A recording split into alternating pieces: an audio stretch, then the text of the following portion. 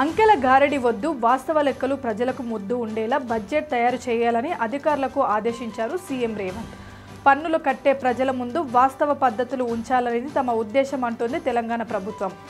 రాష్ట్ర ఆర్థిక పరిస్థితి, సవాళ్లు, మన ముందున్న లక్ష్యాలు ఉన్నది ఉన్నట్లు ప్రజలకు చెప్పేద్దామని ఆర్థిక శాఖ రివ్యూలో అధికారులకు సూచించారు సీఎం యనుమల రేవంత్ రెడ్డి.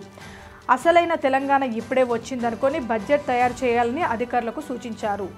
దుబారా చేయకుండా వృధా ఖర్చులు తగ్గించాలని ఆదేశించారు.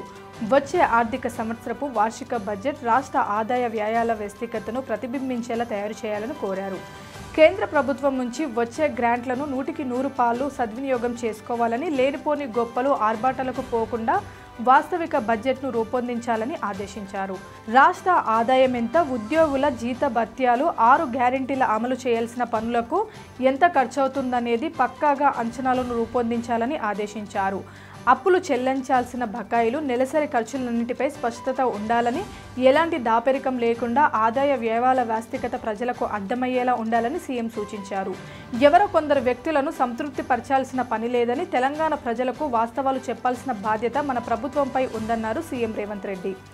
ప్రభుత్వ ప్రకటనలు తగ్గించాలని, కొత్త వాహనాలు కొనుగోలు చేయకుండా ఉన్న వాహనాలనే వినియోగించుకోవాలని సీఎం ఆదేశించారు.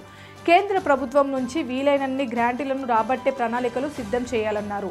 వివిధ శాఖలు, స్కీముల వారీగా కేంద్రం అందించే మ్యాచింగ్ గ్రాంట్ను 100% సద్వినియోగం చేసుకోవాలని సీఎం సూచించారు.